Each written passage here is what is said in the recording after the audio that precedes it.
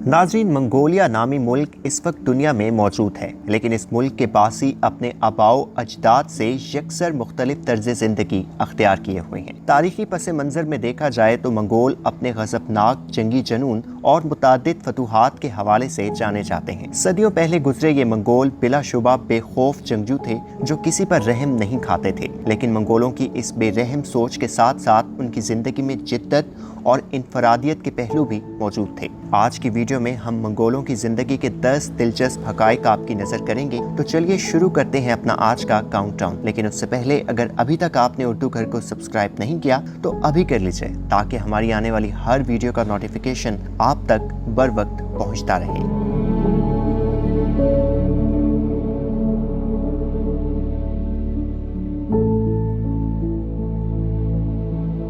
Number 10। मौरकीन Mongol मर्दों को अपनी फतूहात और जंगी पेशकदमियों पर सराहते नजर आते हैं, लेकिन मंगोल ख़वातीन को अक्सर नज़रअंदाज कर दिया जाता है। अगर हक़ाइक़ को बारीकी से जांचा जाए तो जहां मंगोल मर्द जंग के मैदानों में आगे बढ़ते हुए पाए गए, वहीं मंगोल ख़वातीन अपने कबाइल की माशी जिम्मेदारियों का बोझ उठाए हुए थी और तिजारत के जरिए अपनी कौम के माशी इस्तेहकाम में अपना किरदार अदा करती रही। इसके साथ साथ मंगोल ख़वातीन मजहबी जिम्मेदारियों को भी संभालती, जिसकी वजह से मंगोल मर्दों को अपनी सारी तवज्जो जंगी मामलात पर मरकूज रखने में मदद मिलती। कई मंगोल ख़वातीन ने हुक्मरानी की जिम्मेदारियां भी एहसन अंदाज में निभाई। ऐसी एक खातून जो मंदुहाई के नाम से जानी जाती है, उसने चंगेज़ खान की मौत के बाद मंगोलों को मुत्तहिद रखने के लिए भरपूर कोशिशें की और अपनी फतूहात में भी इजाफा किया। अपनी जिम्मेदारियों में मसरूफ रहने की वजह से शादी ना कर पाने पर जब मंदुहाई पर अपनी नस्ल की बका के लिए जोर डाला गया तो मंदुहाई ने 30 साल की उम्र में एक 17 साला शहजादे से शादी की और इस जोड़े के 8 बच्चे हुए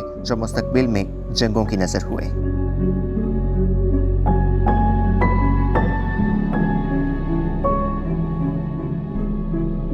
नंबर 9। मंगोल फितरी तौर पर आवारागर्द थे जो ज़मीन के मुख्तलिफ खित्तों में फैले रहते।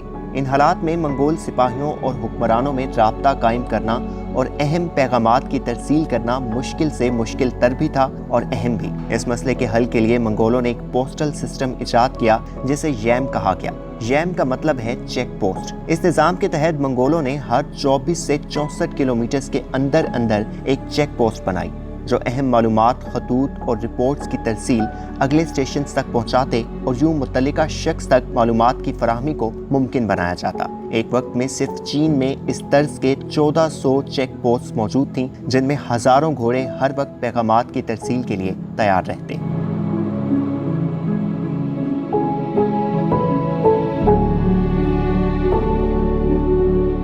नंबर 8। चंगेज़ खान की अहम तरीन फतूहात में से एक शहराए रेशम की फतह है जो यूरोप और एशिया के दरमियान तिजारत का अहम तरीन रास्ता फराहम करती थी। ये शहराह मंगोलों के लिए माशी तौर पर भी बहुत सूदमंद साबित हुई। एक बहुत बड़ी फौज होने के बावजूद चंगेज़ खान के लिए 6437 किलोमीटर तवील शहराह का मुकम्मल कंट्रोल हासिल करना बहुत मुश्किल था। इसलिए चंगेज़ खान ने इस मकसद के हसूल के लिए एक खतरनाक मंसूबा बनाया और सिल्क रोड पर मौजूद जितने भी छोटे बड़े शहर और कबीले मौजूद थे उन पर हमला करके उन्हें खंडरात में तब्दील करना शुरू कर दिया और जो ताइब हो गए उन्हें अपनी अतात का पाबंद बना लिया। ये एक बहुत तवील मुद्दती मंसूबा था जो चंगेज़ खान की अपनी ज़िंदगी में तो मुकम्मल ना हो पाया, ताहम तारीख में मिलता है कि 14वीं और 15वीं सदी में इस शहराह पर मंगोल मुकम्मल कंट्रोल हासिल करने में कामयाब हो गए थे। जहाँ एक तरफ इस शहराह की फतूहात हज़ारों बेगुनाहों के खून पर रखी गईं, वहीं मंगोलों ने ताजरों को हर मुमकिन हद तक तहफ़्फ़ुज़ फराहम किया और उन्हें कारोबार के लिए सहूलियात भी दी।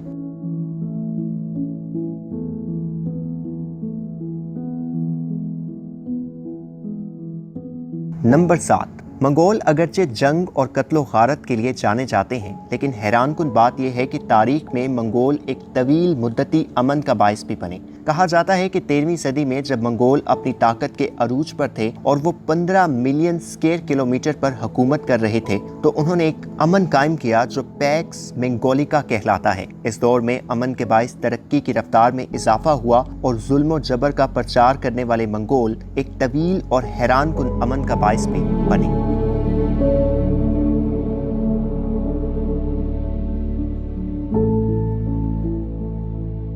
नंबर 6।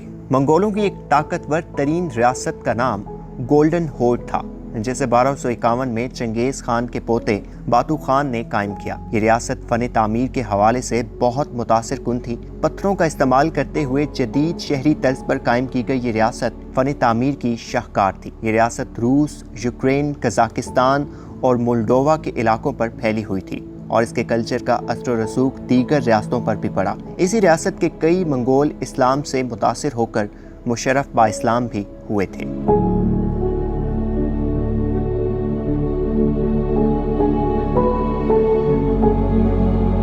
नंबर 5, घोड़ों की पुश्त पर सवार होकर जंग में लड़ने का हुनर मंगोलों में बदरजाए उत्तम पाया जाता था। मंगोल घोड़ों पर सवार होकर लड़ने को तरजीह देते, इसलिए वो अपने हथियार भी इसी नौयत के बनाते जिन्हें घोड़ों पर सवारी करते हुए इस्तेमाल किया जा सके। मंगोलों की तलवारें भी तिरछी होती, जिन्हें घोड़ों पर इस्तेमाल करने में आसानी होती, ताहम उनकी अफादियत घोड़ों के बगैर भी लड़ते हुए जबरदस्त थी। घोड़ों पर सवार होकर इस्तेमाल करने के लिए मंगोलों का सबसे मौसर हथियार तीर कमान था, जिसे इस्तेमाल करने की तरबियत खास तौर पर हर सिपाही को दी जाती थी।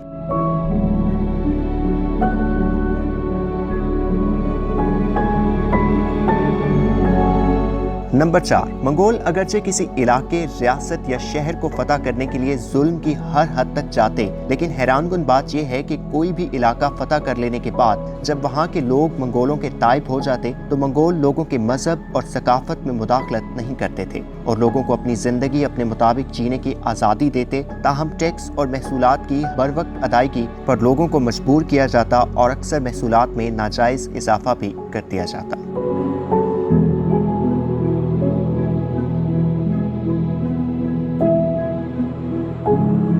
नंबर 3, मंगोलों के लिए जो एक और इस्तिलाह इस्तेमाल की जाती है वो टाटार है, जो लफ्ज़ टाटा से निकला है और मंगोल खुद को टाटा कहा करते थे। ये नाम आज तक ज़ेर इस्तेमाल है, लेकिन अब इसे रूस, साइबेरिया और कजाकिस्तान के चंद मखसूस लोगों के लिए इस्तेमाल किया जाता है।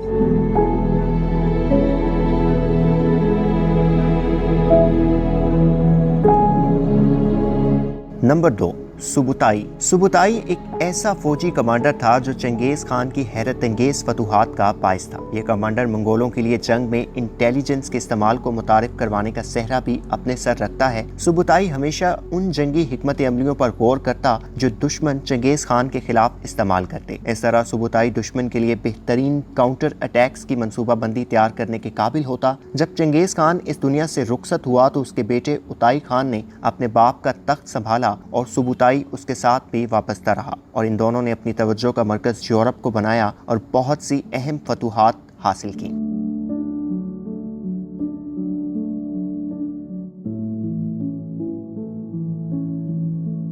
नंबर 1, मंगोल अपनी जंगी हिकमत अमलियों के हवाले से खासी शोहरत रखते थे और इसके लिए कई नफ्सियाती हरबे भी इस्तेमाल करते। अक्सर एक छोटा सा मंगोल दस्ता दुश्मन के सामने लाकर दुश्मन को गफलत का शिकार करते और फिर अचानक एक बहुत बड़ा हमला करके दुश्मन को पसपा कर देते। कभी दुश्मन को खौफजदा करके पहले उनके असाब पर हमला करते और फिर उन्हें ज़ेर कर लेते। दुश्मन अगर कसीर तादाद में होता तो ये डमीज का इस्तेमाल करके दुश्मन को अपनी तादाद ज्यादा होने का धोखा भी देते। गज मंगोल जंग में जो हिकमत अमलियाँ अपनाते उनमें तख्लीकियत का उनसर पाया जाता, लेकिन इन तमाम खसूसियात के बावजूद मंगोलों में जज्बा ईमान और हक के लिए खड़ा होने की जुस्तजू की कमी थी और शायद यही मुस्तकबिल में उनके सवाल का एक अहम उनसर बना। इस उम्मीद के साथ कि आपको आज की ये वीडियो पसंद आई होगी, अपने मेज़बान ज़ुबैर खालिक को इजाज़त दीजिए और देखते रहिए उर्दू घर।